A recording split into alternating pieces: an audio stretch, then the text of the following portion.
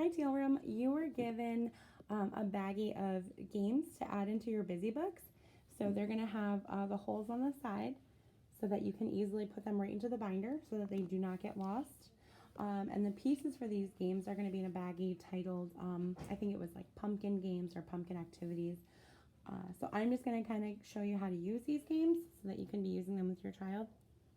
This game is matching the number to how many pumpkins are on the gate.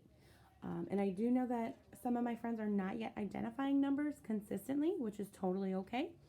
It's really for exposure, and you know, this is how they build that skill. So first what I would do is go through the numbers with them. 1, 2, 3, 4, 5. And then I would do this activity first as like a just with modeling. So I would do it and then I would encourage them to find the pieces. So first I would say, okay, 1 pumpkin, number 1. 1, 2, 2 pumpkins, number 2, and so on. So I would go 1 through 5 like that.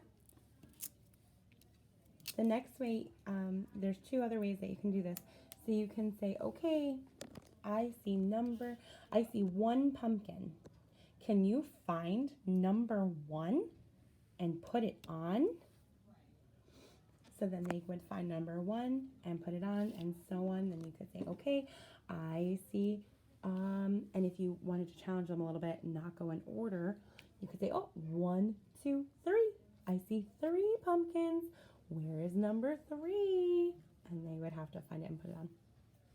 The other way you can use this is maybe holding up a number and saying, okay, what number is this? And this way is a little bit more advanced. They would have to know numbers 1 through 5. You could say, okay. And when they tell you number 4, okay, I have number 4. Where does number 4 go? And they would have to find the pumpkins with 4. Again, that is a little bit more advanced. Really, for the kids that I do know right now, we would be doing this with them. So, you know, even giving them the number 1 and saying, okay, put it here. 1 pumpkin, put 1 right here. You know, just to give them that, the first kill of just, you know, completing it with your guidance. So that's how you can use this one. So I am going to put them on and move to the next game. Okay. You were also given a feelings game. And this is really just matching. So you could take them all off, all of them, and then have them match. And you can say, okay, you know, you can take them all off, mix them up, and say, okay, put on, match.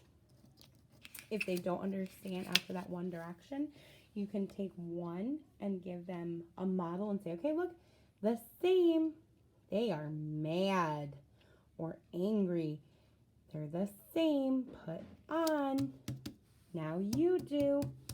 And see if they will pick them up and match them. You can also take off all of the emotions, mix them up, and say, okay, fine. So if they're off, they would be off. You can say, find the happy. This pumpkin is happy. Find the happy in their pile. And they would have to find it in their pile and put it on. You can also say, okay, you know, if they're all on the board, you can say, okay, find the scared pumpkin and put it in my hand.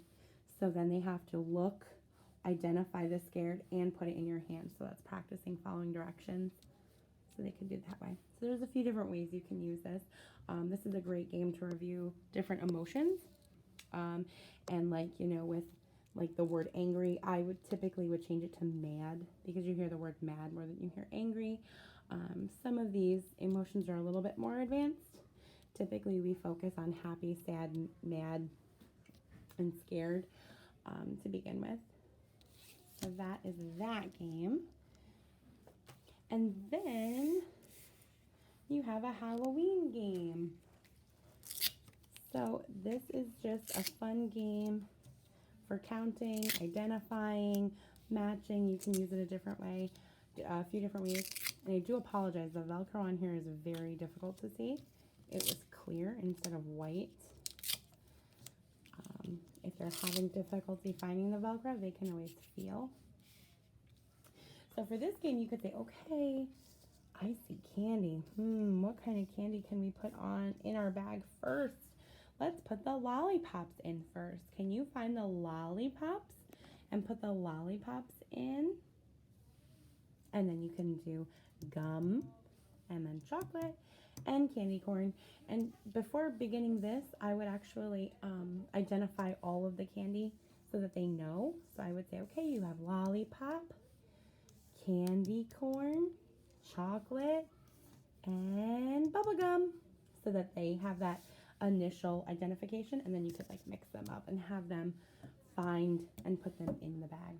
Once all of the candy is actually in the bag, you can count it. You can have them find things by color, you know, which candy is red.